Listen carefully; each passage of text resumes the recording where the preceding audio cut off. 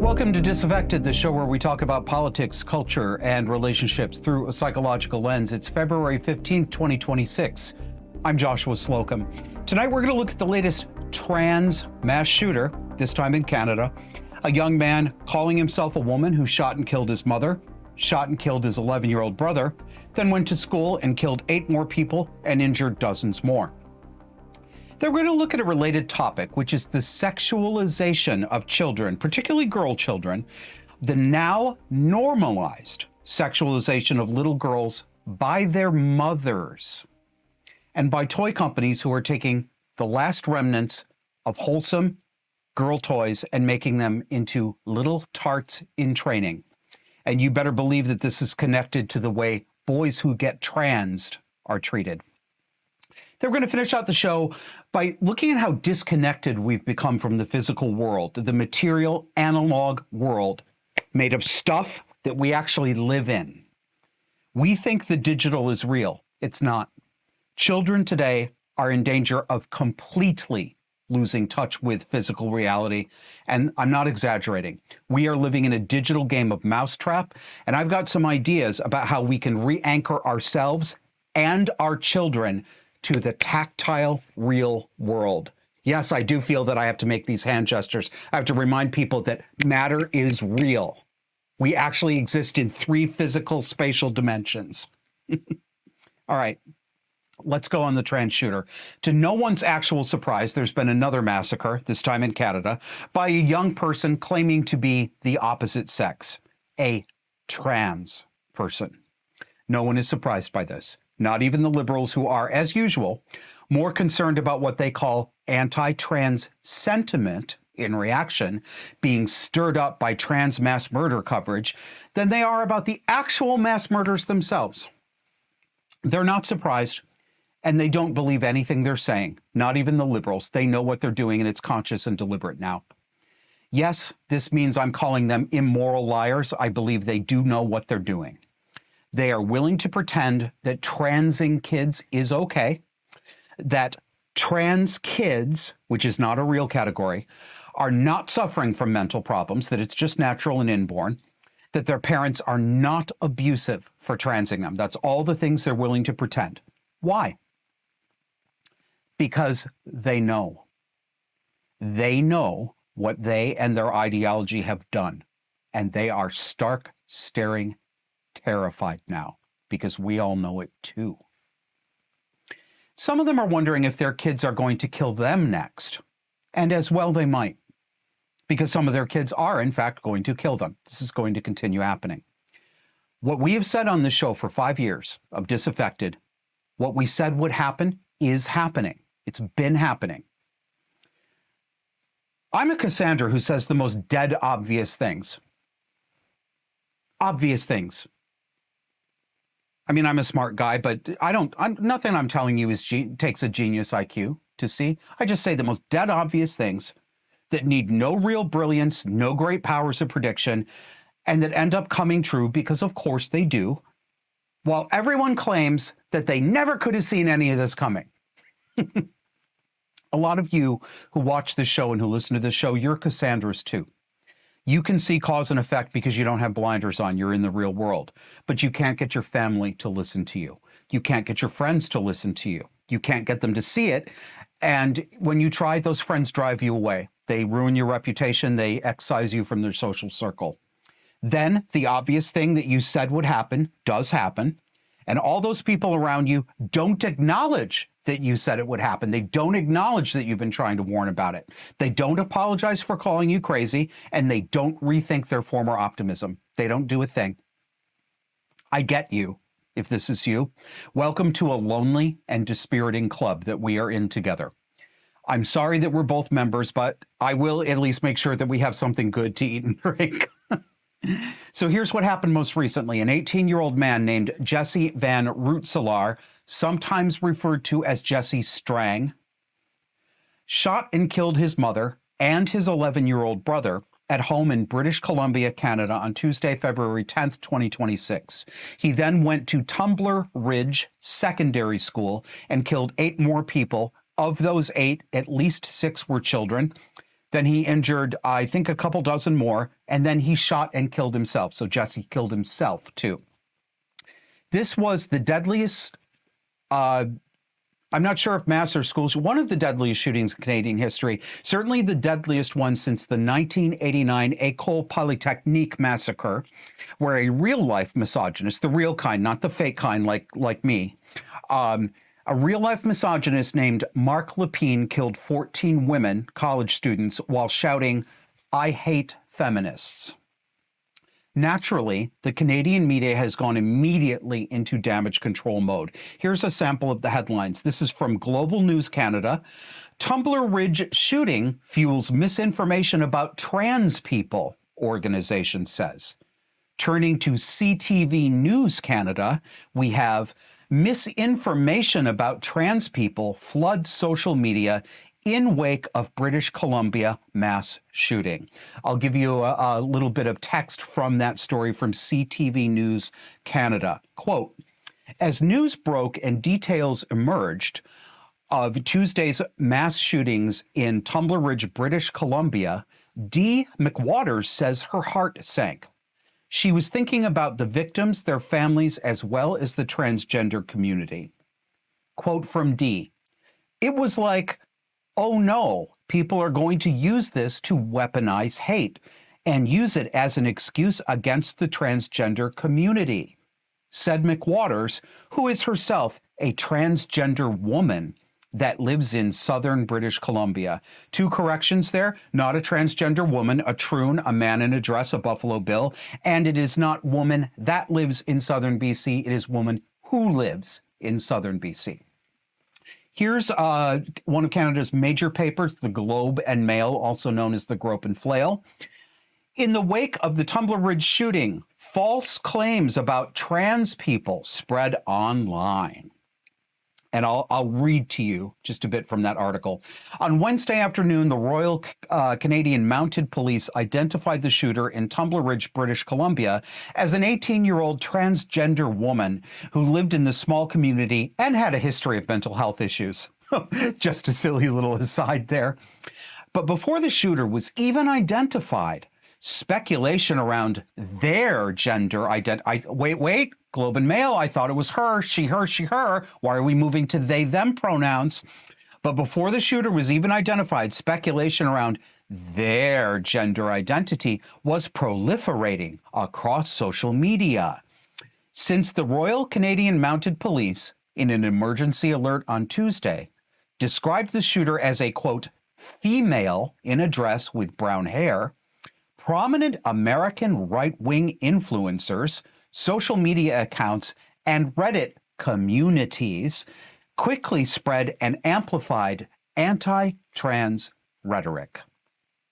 Got some reactions on Twitter/X. This one is from Elon Musk himself.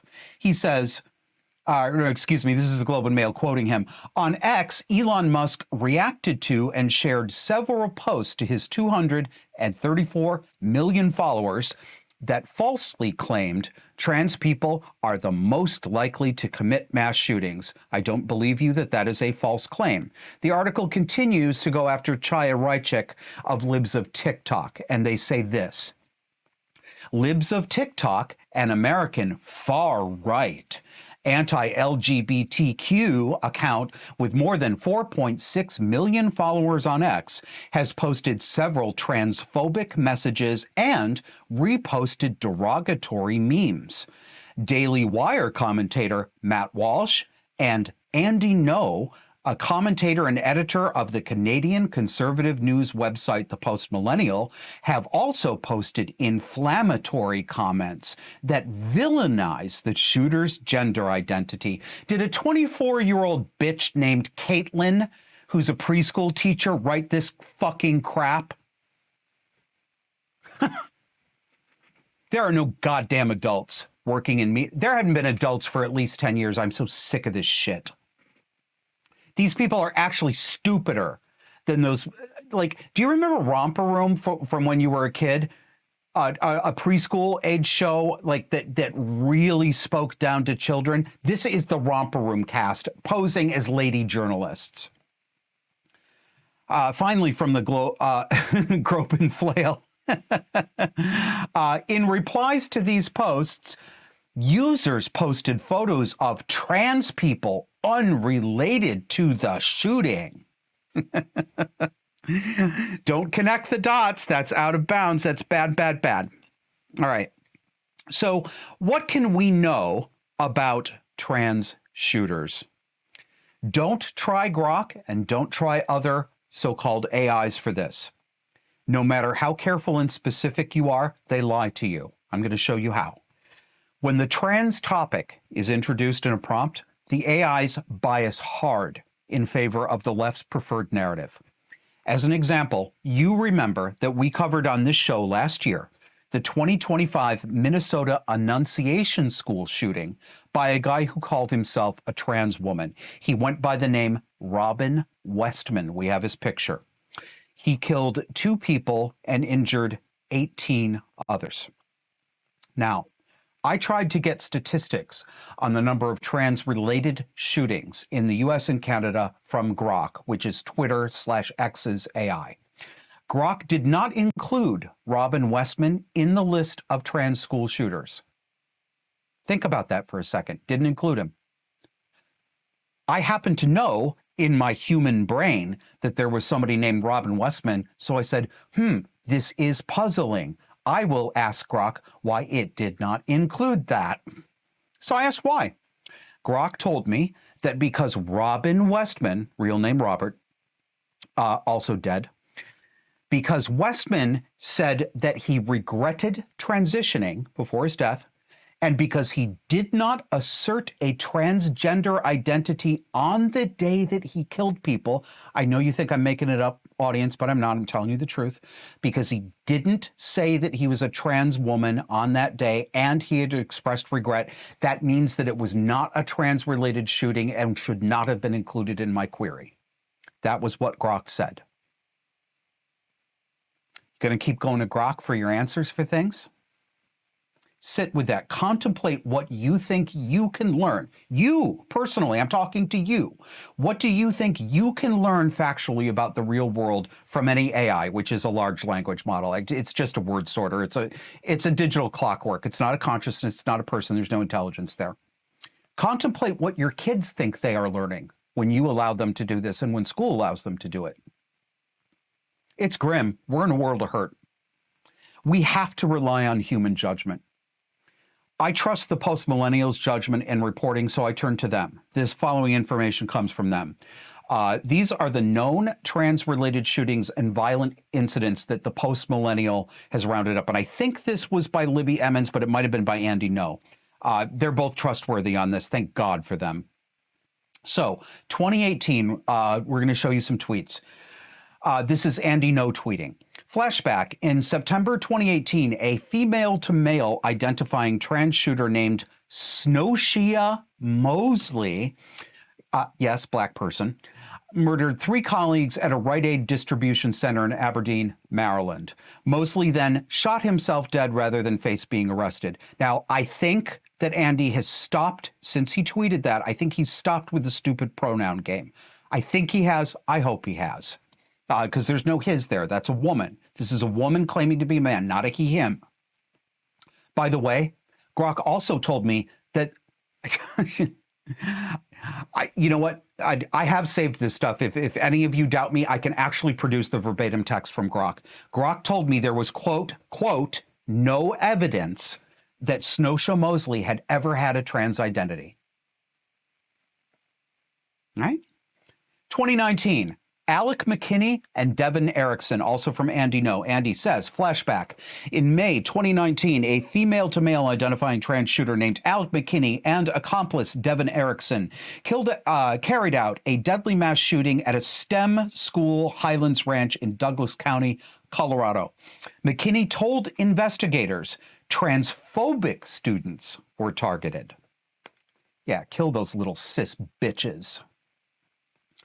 Year 2022, Anderson Aldrich, non-binary identity, killed 5 people and injured 40 at an LGBTQ club in Colorado Springs. And again, once again, Grok assured me that this was not a trans-related crime. Here's Andy No again. Flashback in November 2022, a trans non-binary suspect named Anderson Aldrich allegedly carried out the deadly mass shooting at a gay nightclub called Club Q. The shooting was quickly blamed on the right by left-wing activists, Democrats, and Antifa. Year 2023, you'll also remember this coverage from our show. Audrey Hale, who called herself a trans man, a woman in her late 20s, and who left behind a manifesto of deranged gender, sex, and violence-related fantasies, a manifesto that the FBI hid from us for more than 2 years. She killed 3 kids and 3 adults with a gun at the Covenant School in Nashville, Tennessee.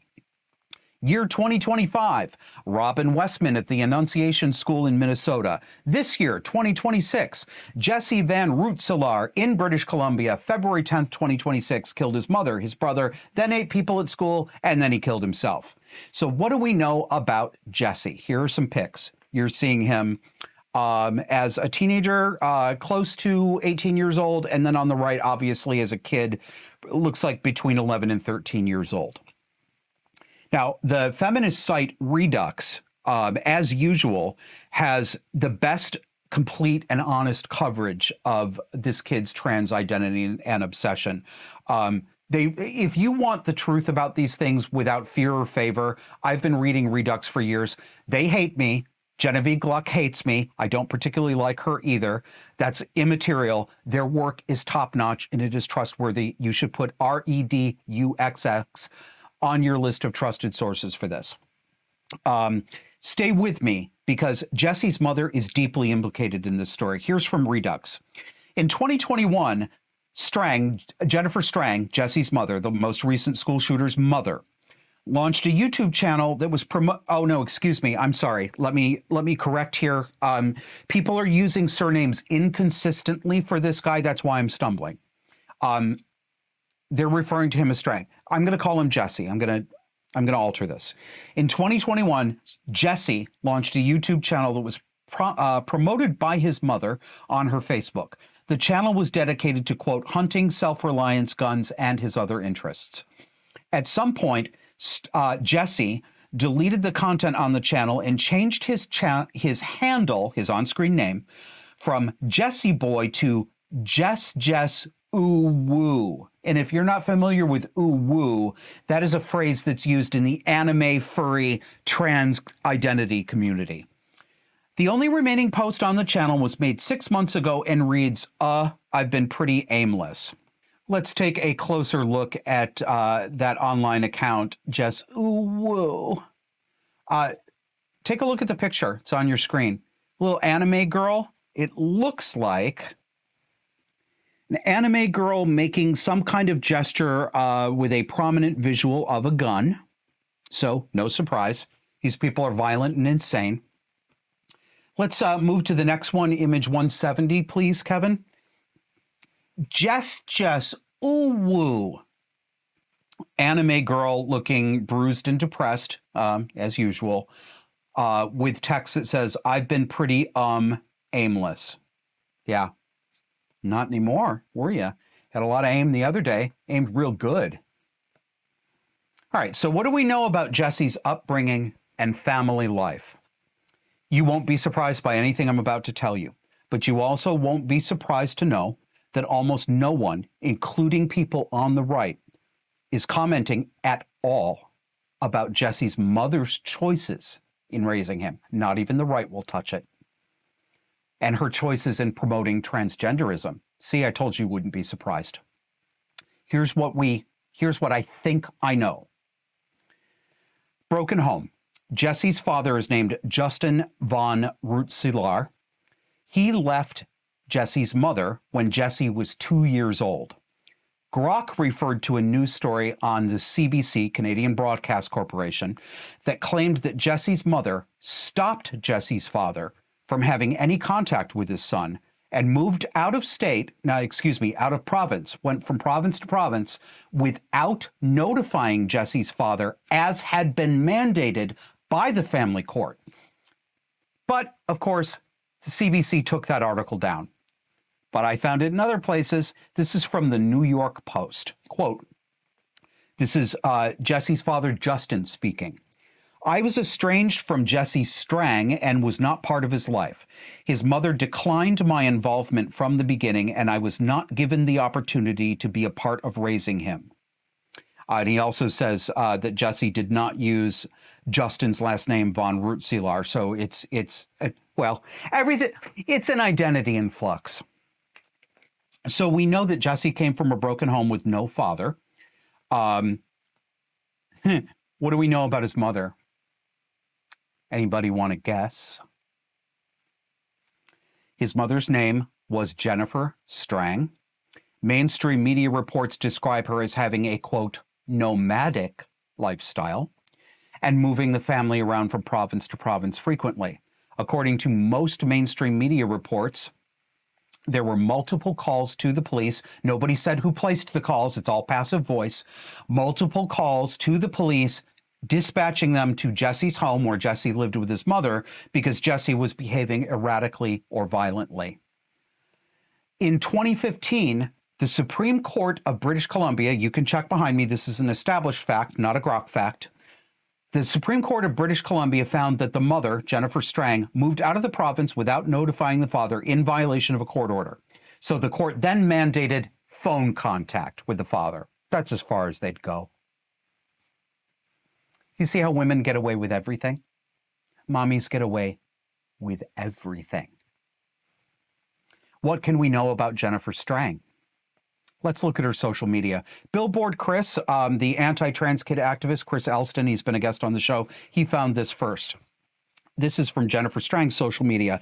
It is a pride trans flag, the one with the triangle that's the ugly triangle that's impinging on the old gay rights flag. And the legend is, good people don't spend their time harassing marginalized communities. She accompanied this with a paragraph of text that I will read to you. Quote, facts. As a conservative-leaning libertarian who lives in the North and loves living in a small town, I really hope the hate I see online is just bored old people and not true hatred. Do better and educate yourself before spewing bullshit online. Makes you look dumb. Evolve. I normally don't say anything, and I normally don't go on Shitbook, she's talking about Facebook, to see the keyboard warriors, and I know I can't control everything or shield my kids from everything, but we don't have to bring our kids up in it. But please, for the love of fuck, can you get your shit together so we don't have to bring our kids up in a world full of hatred? Do you have any idea how many kids are killing themselves over this kind of hate?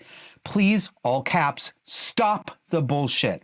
Hashtag protect trans kids. Date, July 16th, 2024. That was a 38-year-old woman. Did that sound like an adult to you? Or did it sound like a stupid, stroppy 16-year-old? She's not a conservative. She was a fucking lunatic. I'm going to show you a scroll through her Instagram feed. I didn't put this together. Somebody else did. Thank you very much. When you look at this, I want you to tell me that this woman seems stable to you. Look at what you're seeing on your screen. Cat pics, cutesy pics, big makeup pics, costume pics, pics with her kiddos, with putting little animated kitty ears on them. Big makeup, big dress, big character makeup for mommy, boasting about what a good ally she is to trans kids. Just look at it. Sure enough, looks like a narcissistic mommy to me, but what do I know? I'm just a stupid misogynist. I think we know what we would find out from this. I don't think any of this is a surprise. This is the same pattern over and over and over and over. And yes, I do believe that we know enough to draw some fairly confident conclusions about how Jesse ended up the way he ended up and who facilitated it. It was mommy, as it is in 98% of cases. Mommy. Very, very little commentary on that. In fact, I've seen some people, I almost said the name, I'm not going to, because it'll sunder yet another relationship. But I saw somebody who is a prominent public figure I know, who I respect very much, absolutely neglecting to talk about mommy and saying everybody knew the kid was deranged since 6 years old when the kid started doing this. It was just a deranged kid, just a born psychopath. Fuck off. Fuck off. Ugh. All right. Whew. We're going to take a break and we're going to come back and we're going to stay on the theme of mothers and the sexualization of their own children.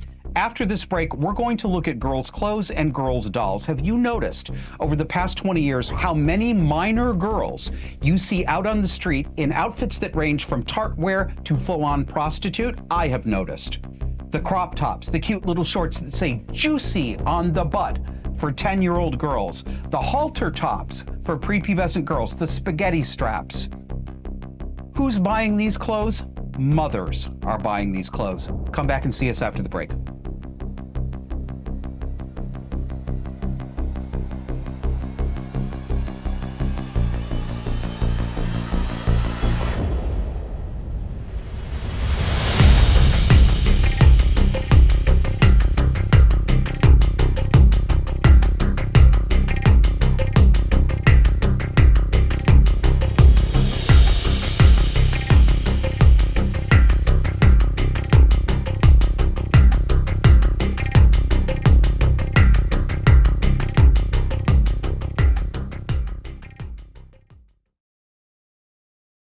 Disaffected is powered by BiltongUSA.com. Well, at least the host of Disaffected is, because I have been munching that delicious, thinly sliced vinegar and spice cured meat all day long as I've been writing this show and making it with Kevin. And the batch I got was particularly good. If you haven't heard of biltong before, it's a South African way of curing meat. It's very high quality, thinly sliced beef. There's also venison and other exotic meats that you can get from BiltongUSA.com. And it comes in 8-ounce packages. You can specify the level of spiciness from absolute mild, no heat at all the way up to I'm not even going to try it, but I have some friends who love it. It's actually hard for me to keep biltong in the house because I've got a friend and a handyman who comes by a couple times a week to help me out with the house, and some other people who stop by and they say, do you have any of that meat? Do you have any of that meat? So I'm going to have to order more, and you should order more too. Go to BiltongUSA.com. This is a family-owned business in Texas by the Van Vuren family, who are actual legal immigrants, a family from South Africa who fled an anti-white state so they could actually have a business in America. They make a great product, and they also do a nice sideline in imported European grocery treats. So go to BiltongUSA.com and be sure to use promo code JOSH to get 10% off your order. Welcome back. I'm going to preface this segment in hopes of being able to be understood for what I'm doing and why I'm doing it. I've had some discussions with friends about the subject that I'm about to talk about with you. And some friends have had objections to the way that I talk about the responsibility of women and mothers for so much of the bad behavior and bad child rearing that we have today. So it's not just online people, it's people in real life too. They don't like how far I go. Some people. They think I go too far and that I blame women too much. I often get, what about the fathers? Why don't you assign any responsibility to them? It's a reasonable question. Shorn of context, that's reasonable. But there is a context. You know, people say, aren't fathers responsible for screwing off and abandoning their families and their wives? or the baby mamas? Isn't fatherlessness just as damaging? Isn't it just as much a part of the damage as the bad mothering and the single mothering? Yes, of course that's true. Yes. Yes. Sorry. I'm going to give you guys better audio by turning off my space heater. A little clearer now. So, of course, fatherlessness is damaging. And of course, all of these problems are as influenced by the absence of the father as they are by single mothering. So why, I am frequently asked, do I blame mothers so much? Here's why.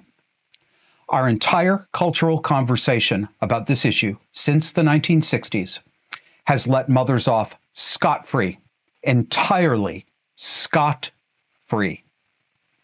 All the talk has been about deadbeat dads, violent dads, patriarchal dads, misogynistic dads, bad men. You know this. You know that in almost every conversation about this, mothers are innocent victims. They're abandoned by deadbeat dads. They didn't do nothing. They just got abandoned. They were victimed. They're heroic single moms doing the best they can. They're heroes. They're always the only victims of domestic violence, even though in reality, women initiate just as much violence with intimate partners as men do. I know right now you want me to say, but men are more dangerous. I know. I'm not going to give you what you want for a reason. It's small wonder that women initiate as much violence in violent marriages as men do, because violent couples are usually both cluster B personality disordered. My perception of what I'm doing when I comment this way is like this. I feel, and I believe, I don't just feel it, I also think it, that the scale is tilted so absurdly far toward women as victims who are never responsible for anything, that it feels to me like I'm gasping for air just to make a teeny tiny bit of conversational room for any female or maternal responsibility. And I think my perception is correct. I don't have to cite fathers as many times as I cite mothers. I am not obliged to do that, because the entire culture is already doing it. That's what I'm pushing against. They're more than doing that. The sins of mothers, the actual sins, are actually blamed on fathers too. There's no shortage of cultural awareness about bad fathers and inadequate fathers and violent fathers. Everyone listening to me knows that's true. So no, I'm not going to give parity. Parity in this context is not actual parity. It's falsely claiming that mothers and women are already held responsible. They're not. And that my pointing so explicitly to bad female behavior, I'm excessive, I'm unbalanced, and I'm doing it mainly because I have personal mommy issues with my own mommy. That is another way of saying I'm not seeing something objectively real. I'm just projecting my trauma. I'm disappointed that I can't talk about this without people going to, Josh has personal misogynistic mommy issues. It disturbs me greatly, but unfortunately, it is going to keep happening. So be it. I don't hate women. I'm not a misogynist. This is not something that I've made up out of whole cloth because of my own personal experience that I'm just seeing on other people that doesn't exist. That's not the case. I am trying to accommodate myself to the fact that I'm going to continue to be accused of this. That will never stop. It is my lot to take shit about this. I hate it, but it's real, and it isn't going to change. So this week, I published an essay this past week on Substack. It's called Mothers Are the Reason Girls Are Dressing Like Sluts. And right in the beginning, I wrote that mothers are, quote, 100% responsible. That got me some flack, and I understand why. I was not sufficiently clear I'm usually a very clear writer, but I wasn't sufficiently clear in that. I should not have to go back and do this remediation. This is because of the thumb on the scale about women. That's the only reason I have to do this, but I'm going to do it anyway. Of course, there are numerous reasons that too many young girls are dressing like prostitutes. Yes, the absence of fathers in the home is a big one. Yes, the media and social media are big reasons for this too. Yes. The libertine, sexually debauched culture that all of our children are swimming in? Yes, that's another big reason. Yes, yes, yes, yes. Okay? All true. But these are the problems that we always point to. We all know these things already. We talk about them every day, all the time, in every single conversation about this. Have you figured out which factor we don't point to in these conversations? I think you have. Can you guess which party is almost never held responsible for how their daughters dress? Mothers. So is it 100% mother's fault in a global sense in every context? No. Have I done enough yet? Is that enough? Not all's yet. Mothers in nearly 100% of households are the ones who buy the clothes for their children. Mothers buy juicy couture for their daughters, not fathers, mothers. Mothers buy halter tops for their 10-year-old girls, not fathers. Mothers are the ones who put their daughters in beauty pageants, not fathers. And everyday girls that we see on the street now, they look more tarted up than John Benet Ramsey. You've probably forgotten how shocked America was to see that little girl in what we today in 2026 consider light makeup. It's incredible. That picture you're seeing on your screen shocked almost every adult American. It shocks no one now. And it's only 30 years old. For at least 20 years, too many mothers have been dressing their girl children like hookers. That is why there is a market for slutwear for 8-year-olds. That's why you see toddler onesies with the word juicy on the butt. That's why you can't find a shirt that covers your 5-year-old's navel when you're at Target. Because of mothers and other women and their buying habits. Not because of the male gaze. Not because of the, quote, misogynistic gay men who run fashion and force women to buy their clothes. Yes, I hear that all the time. Women have agency until they don't. And then when they don't, it's the fault of men, and especially misogynistic gay men. They make them buy the fashions. And it's not because your boss is a sexist, egotistical, lying, hypocritical bigot. Even if he is, it's not because of your boss. And it's not because 15-year-old Johnny at high school said something lewd to your daughter. That's not acceptable, but that's not why your daughter dresses this way. That's not why you bought her those clothes. You can't find modest clothes for your daughter, and I know a lot of you women out there have been looking for it, because mothers have dressed like sluts for the past 2 generations, and they dress their daughters this way. They created the market. They fund the market.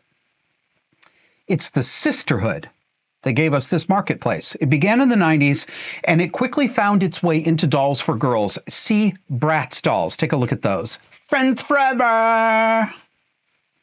Now, in 2026, this ethos has infected the formerly wholesome line of dolls called American Girl.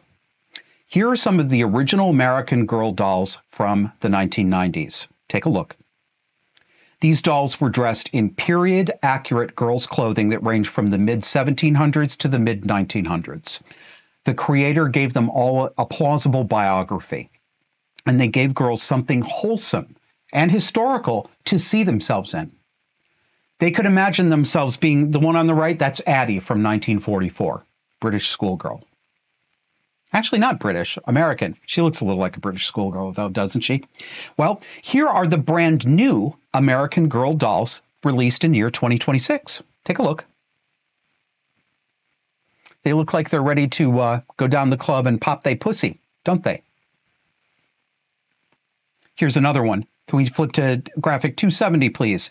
Look at the new American Girl dolls. Take a good look. I'm going to let you look at that for a few seconds. Look at their faces. Look at the expression on their faces. Look at their clothing. Look at the length of their skirts, and look at their accessories.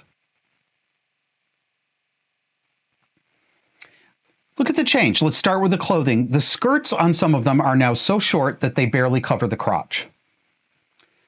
These girls are dressed in up to the minute cutesy fashions, nothing historical. It's look at me tart wear. Observe their hair. These are supposed to be 8 to 10-year-old girls, and they all have pageant hair. Now let's look at their faces. Do you notice how they have makeup on? Look at them. They all have at least lipstick on. The old American Girl dolls didn't.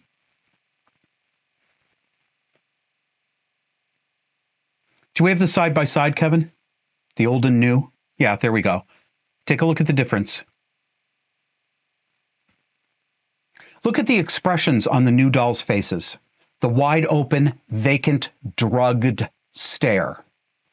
They look drugged.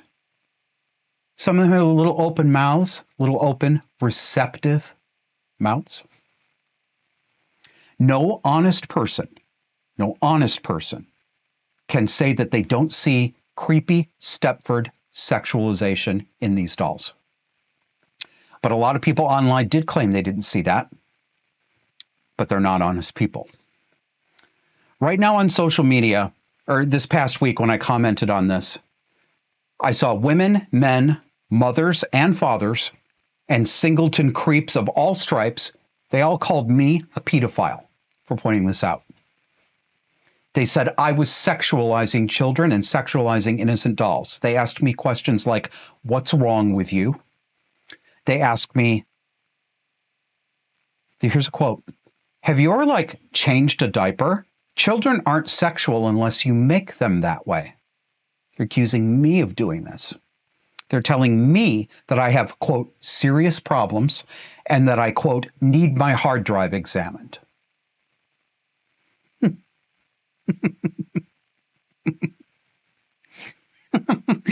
Where's the cluster B in this? The better question is, where is it not?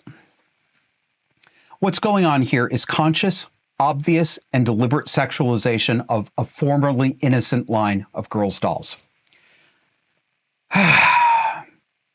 These girls no longer wear costumes that reflect historical roles for girls. Native American Indian girl, prairie girl, Depression-era schoolgirl.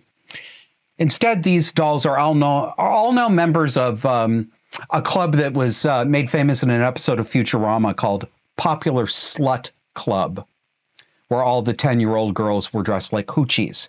They've all got microskirts, accessories, and attitude. As a reminder, mothers are responsible for this. They buy almost 100% of the clothes that go on children's backsides. This is not a misogyny problem. This is a normalized female sexual narcissism problem. One of the very many problems created by modern women that we are supposed to pretend are not their responsibility so that we can blame it on men. And here I come, a 51-year-old celibate homosexual who has never laid a hand on a child sexually or violently in his life. And I say, this is child abuse, and these girls deserve better. And I get pushback from parents, from mothers, from fathers, from others who say, you're weird, lol, you're a pedo.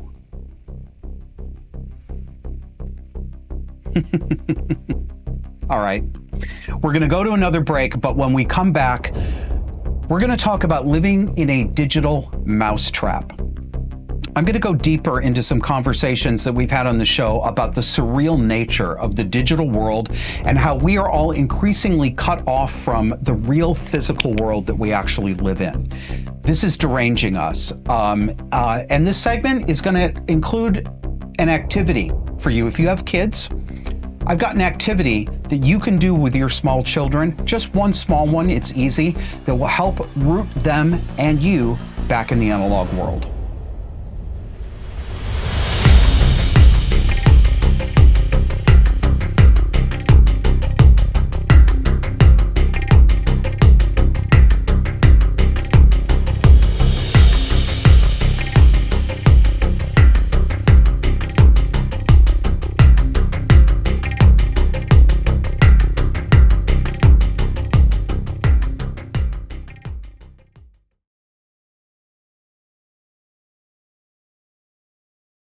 If you could use somebody to talk to about any of the issues that come up on this show that appear in your life, cluster B issues, political differences that are setting you at odds with your friends and family, maybe even jeopardizing your job, you can talk to me. I offer 1 hour private, confidential video sessions, coaching and consulting. We can talk about anything you like, and you can find my calendar at joshuaslocum.net. I've still got some slots available for the last couple of weeks of February. And if you don't see a slot that fits your schedule, just send me an email through the site. I regularly make off-hours appointments when I can accommodate them for people. And I'm happy to meet you at a time that works for you as long as I don't have something else going on. And if you are a monthly subscribing supporter, a disaffectant of this show, you get a nice discount too. I'm going to resurrect an old tagline and urge you to put your money where my mouth is. If you like what you get on this show, and if you think you get something here you don't get other places, and I think you do, would you help us make a living? Would you help us keep it going? There's a number of ways to support us. If you want to become a monthly subscribing member, it starts out at very reasonable $5 a month. You can go to subscribestar.com/disaffected. You'll get my additional writing content that goes on there as well. Or you can join through Substack, disaffectedpod.substack.com. And there's a lot of stuff that is crossover between those two writing platforms and this show, but there's a lot of writing I put on there that you're not going to get on the show too. So I think it's a pretty good value, and it all helps us to keep it going. If you don't want to use any more subscriptions, I totally understand that. We love one-offs too. Digitally, go to disaffected.com and click on support us. You can give in any amount you like, and we thank you very much. Or if you want to rock it out old school, send us checks, money orders, and postcards to Disaffected Productions, 89 Main Street, Box 1027, Montpelier, Vermont, 05601.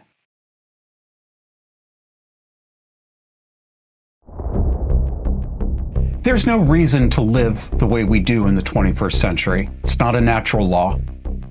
The complicated world that we live in is not something that simply happened. It's not inevitable. It's a result of choices. They're disconnected choices. Yes, there's no central mind that has created our society. There's no one controlling cabal that has engineered the way we live, the way we communicate, the way we procure food, any of that. It's true that there are powerful interests, legal and commercial interests, that influence our society more than you and I have the power as individuals to influence it. That's true. But there isn't a conspiracy in the classic sense. So how is it that we live? We live in a scaled up, real world version of the classic children's board game called Mousetrap. You see it on your screen here.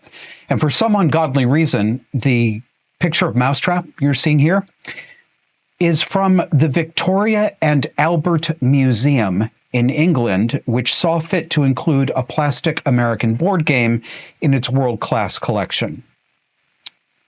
If you have an answer for why that is, send it on a postcard. That game was one of my favorites as a kid, might have been one of yours. It delighted children for several reasons. One, it teaches cause and effect by implication using your own hands. Two, it shows a model of how a machine works, which is always fascinating to children. Children can intuit the mechanics of this game. They can see that a ball has to roll down a slide just so, or it won't fall into a cup that's connected to a lever, which is connected to the et cetera, et cetera, et cetera. Mousetrap is an example of what I call honest mechanicals. Honest mechanicals are machines that can be observed, understood, and intuited. They show their workings right out in public. Nothing's hidden from the hands or the eyes. Compare honest mechanicals to modern digital devices. Call those devices black boxes. By that, I mean an opaque device whose function cannot be directly observed, cannot be understood, intuited, or reverse engineered by human senses alone. Black boxes, which are computers of various sorts, are not mechanicals at all, of course. They don't have any levers or pulleys or counterweights or sprockets or escapements. They have invisible, immaterial states of magnetic orientation. You cannot see the works with your eyes, and the complexity of a chipset is beyond the capability of the human mind to intuit. Try to intuit the workings of your smartphone. That's as beyond your capability as it is for you to intuitively understand the scale of the galaxy or the local galactic cluster, let alone the universe. A piece of photographic film with a light-sensitive emulsion that forms an image is an honest mechanical. The image is readable by the human eye. You don't need a translator. You can just see it. A JPEG picture file is a black box. The image cannot be read or intuited by humans because it doesn't exist. It's not actually a picture. It's a set of digital instructions to create a representation of a picture.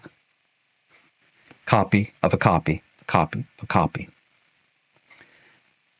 One of the best examples of an honest mechanical is a steam locomotive. Take a look at Big Boy number 4014.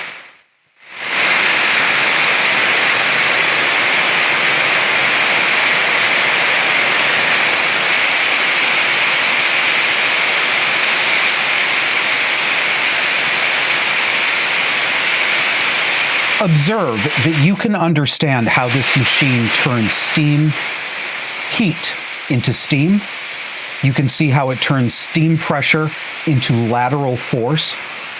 And then you can see how it translates lateral force into rotary motion, thus moving the train and its passengers down the track. You don't have to know the names of all the parts of a steam locomotive to understand just visually how it works. You can see the steam in the push rods that take cylinder pressure and then physically transfer that pressure to spinning wheels. Very easy, very straightforward. You can intuit an honest mechanical. And if you have children, especially boys, I recommend that you introduce them to honest mechanicals. Show them how a steam engine works. Show them a cutaway of an internal combustion engine in a car. Better yet, get them a transparent model of an internal combustion engine. I had one. Oh, brilliant. It doesn't, you give them an old appliance. Let them take apart a blender or a hairdryer or a stand mixer. Let them see and feel, seeing and feeling at the same time, how electric motors produce rotary motion.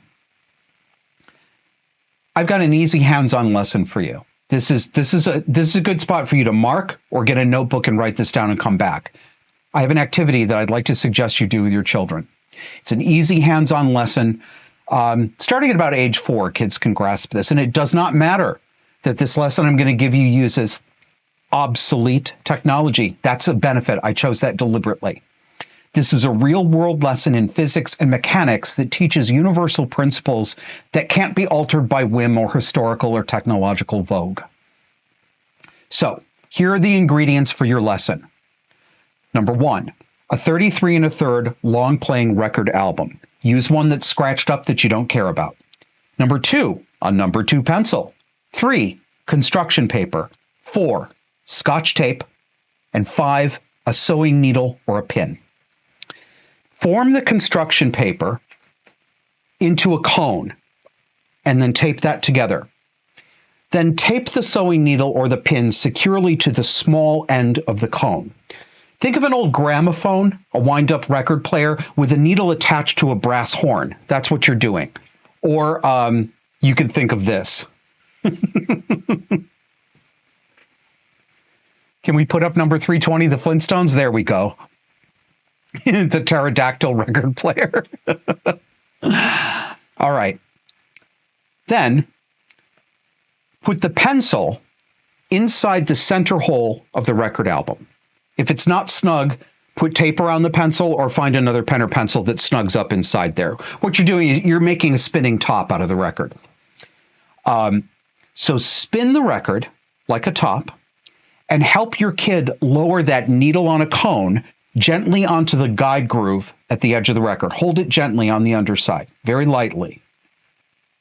Magically, you and your child will hear the sound on the record slightly amplified through that paper cone.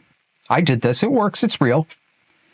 Sure, it'll be at the wrong speed. Maybe you won't be able to parse the words of the music, but you and your kid will immediately and intuitively understand basic sound recording and reproduction.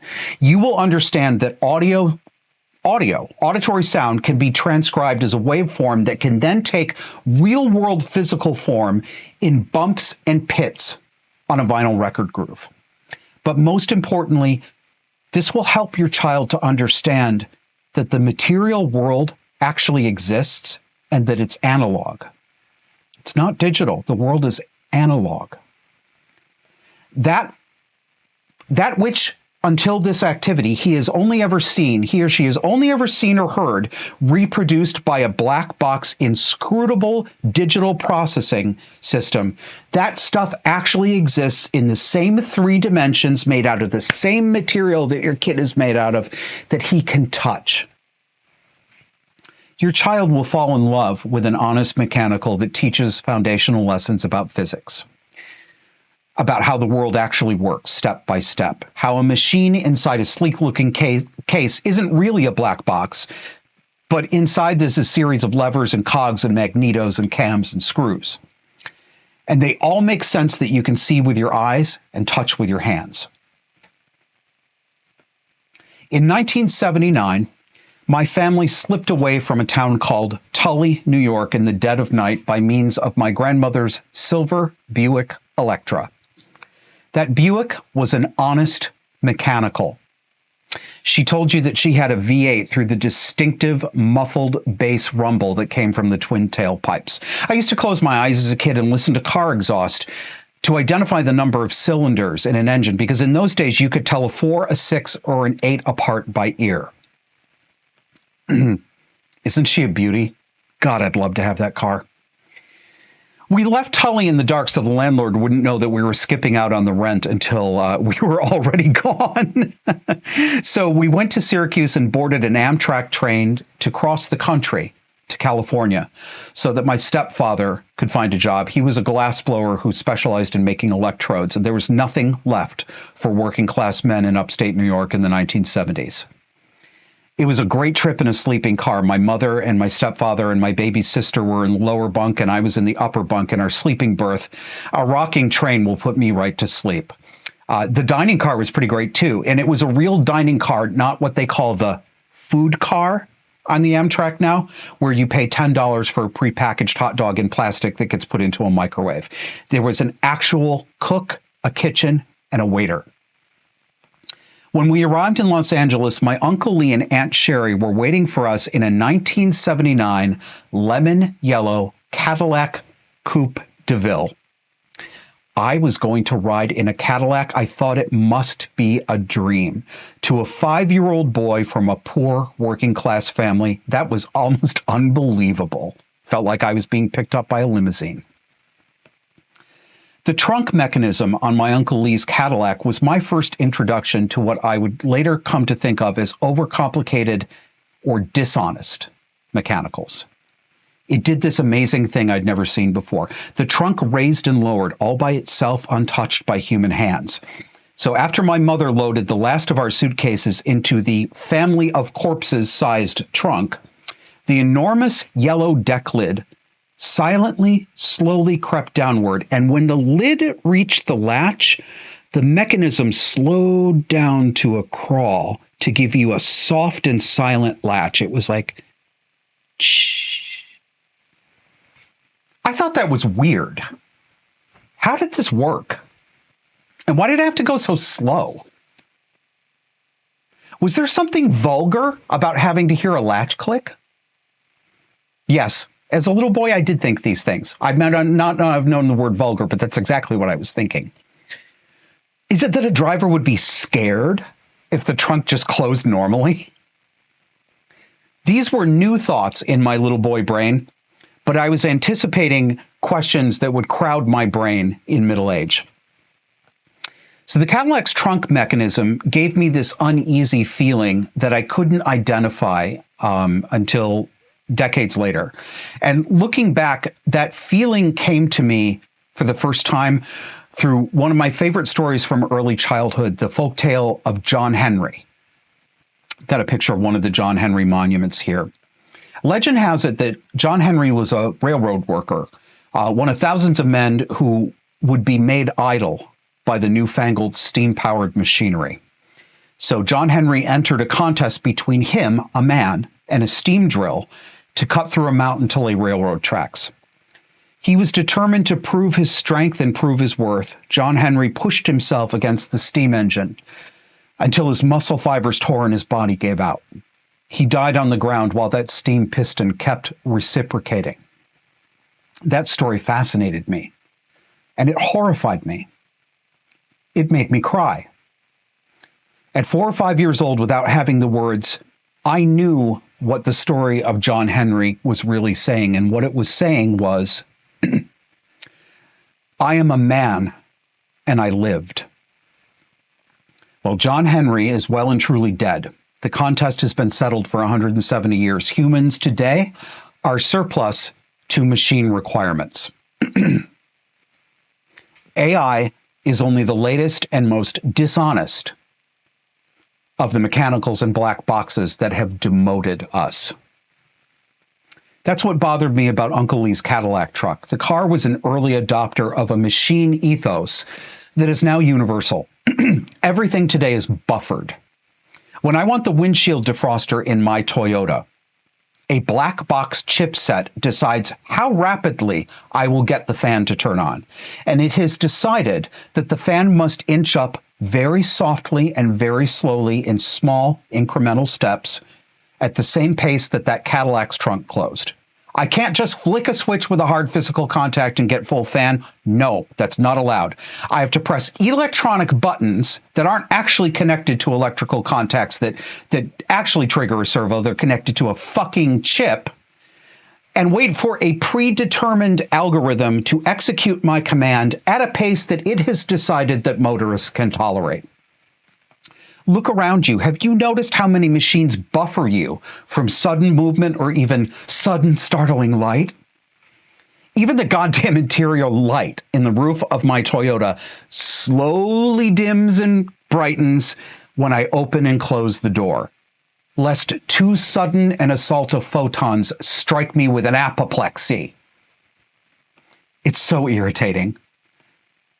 And not just for the time wasted. I know it's little, but little things add up. This stuff adds up throughout the day.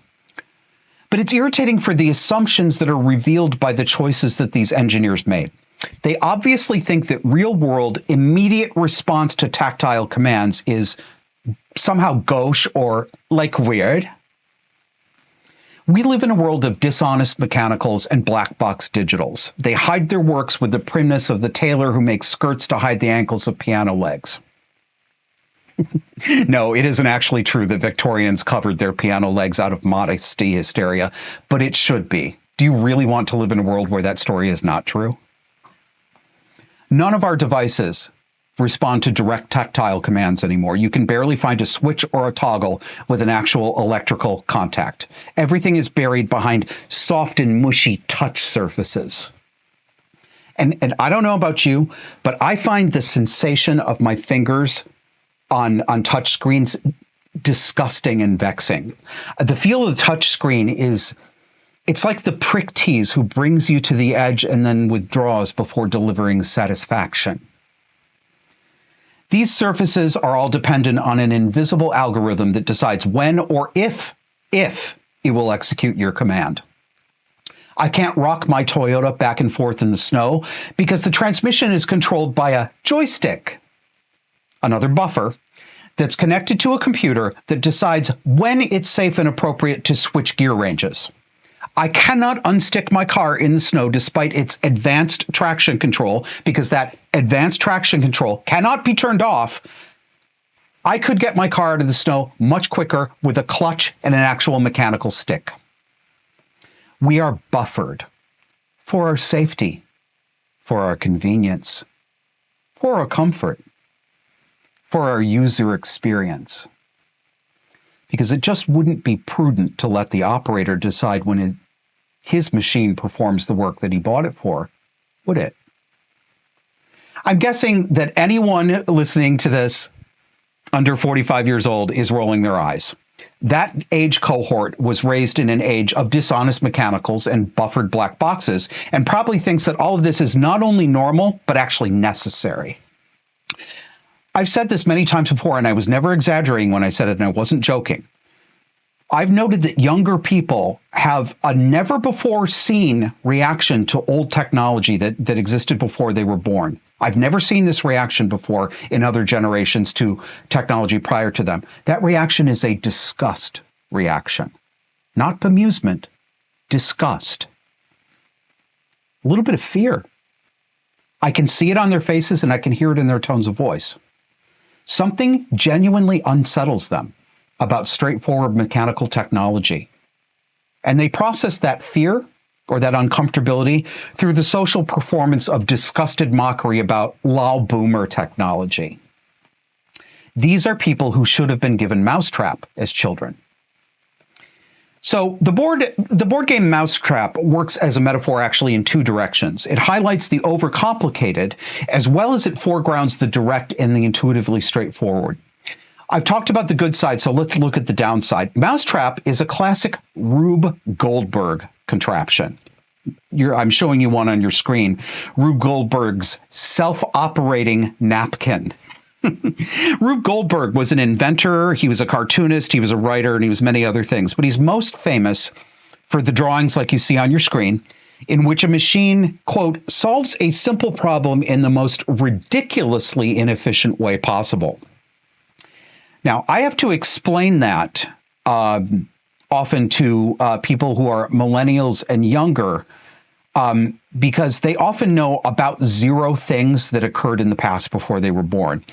It's actually unclear to me whether millennials, Gen Z, and younger even know what Rube Goldberg is, or if this makes any sense to them at all. Probably not.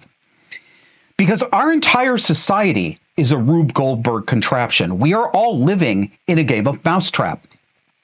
Another way of describing our contemporary economic and productive system is precarious. We live in an on-demand economy.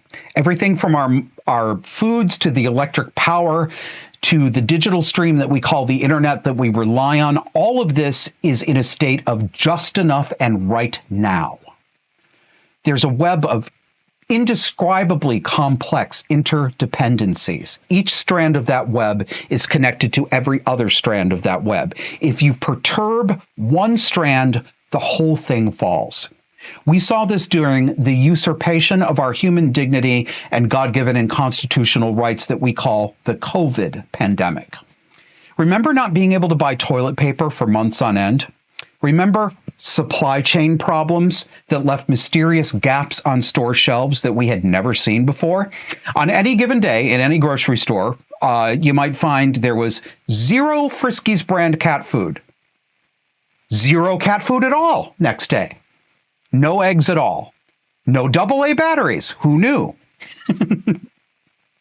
Incidentally, almost all of our remote controls depend on AA batteries. And we have too many of them because it is actually insane to do things like making a ceiling fan dependent on a remote control. Yes, that's real. Yes, there are air conditioners and ceiling fans and other devices that literally cannot be operated by touching buttons on them because there aren't any. You have to have a remote control. And if you lose it, well, fuck you. Who thought this up? So you probably have a motley list of your own of the strange, inexplicable staples that disappeared from store shelves. But have you noticed that in a lot of places it hasn't gone back to normal? Sure, it's not as bad as it was 4 or 5 years ago. I get it, okay? But supply chain problems have become permanent now. I suspect a foundational web strand was cut by our experience in that time, and no one knows which one it is, and there isn't anyone left who knows how to restring it. Today, I'm lucky if I can buy toilet paper in anything less than a 12-pack. Same thing with paper towels. And at least 4 times a year, in the years 2025 and 2026, I will walk into the local grocery store to see that the entire egg case is empty. Not just the specialty brands, all of them. Local eggs, national brand eggs, store brand eggs. Not one single egg and not one single explanation for their disappearance. This is what we call new normal. Everything we do is so precariously interconnected when the next string is plucked, we might have a real-world crisis. You can't consistently log into your bank account, for example, without having two computers on your person at the same time. Your password isn't good enough. No, you have to retrieve your phone and enter it onto your stationary computer if that's what you're using, because you have to have what they call a one-time passcode. One time indeed. It is, in fact, every time. A special code displayed on your must-have in your pocket portable computer that we insist still on calling a phone. Everything is like this, but everyone is acting like this is the way things have always been. A friend of mine lost her internet service a couple weekends ago, and she couldn't get any help at all from the company. She actually got a human on the phone, but she couldn't get any help. Why? They refused to even confirm that they accepted that she was the customer she said she was, and they refused to give her any details about whether they could even detect an internet service problem because they weren't allowed to confirm that they knew she was a customer. I know you think I'm making it up, but I'm not. Why? Because the only way that she was allowed to prove to her internet service provider that she was Sally Smith, known customer to Acme Internet Service Company, was to log into her email and speak out loud to the person on the phone a one-time passcode. Do you see the problem yet? Do you remember what she was calling about? How could my friend Sally log into her email account to retrieve proof of human customership conferred by the one-time passcode when she didn't have any fucking internet service? And no, she couldn't do it on a cell phone. We live in Vermont. You can't get a signal in a lot of places. And we thought of that. New normal. I could go on for forever, and I could go on at book length about these things, but let me restrict myself to just one further example of the real human cost of living in a Rube Goldberg machine, where the humans are blamed for not living up to the machine's requirements. Have you ever had a car break down on the side of the road when you're a little bit far from home? You pull out your cell phone for a tow. But what if your cell phone was dead? What if you left it at home? What if, like me, you live in a rural state where the majority of the geography doesn't have consistent wireless signal? There used to be solutions for problems like this, both in human etiquette and in basic real-world technology. I know this because I come from the before times. In my youth, there were at least two choices for dealing with being broken down on the side of the road. A human would recognize that you were in a distress situation, and he or she would pull over to offer you a ride. And a ride to where? Wait for it. Their house to use their phone. Or, I know, a phone booth. I know, super gross, right? Not today. Notice how the ubiquity of and the forced dependence upon cell phones has completely altered our thinking and our decision making. When we see a car broken down on the side of the road, it doesn't even blip our brains anymore. It doesn't occur to us that any motorist might be stranded without a cell phone. And anyway, it would be weird and intrusive to stop and help, wouldn't it? Wouldn't you feel weird and intrusive? Do you see how that's changed? Or God help you, don't offer a ride. I didn't feel safe. I used to stop for such people. I especially used to stop and pick up female hitchhikers because I just didn't want a dangerous man to be the one who stopped to help a damsel in distress. Not a chance today. I don't stop for shit or for anybody. At best, a stranded motorist, especially a woman, would see me stopping as creepy and a violation of boundaries, or just plain stupid.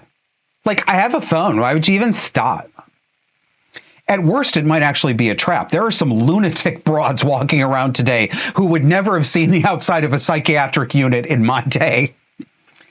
The human technology of helping each other in need and making do with what's at hand is entirely gone from our society.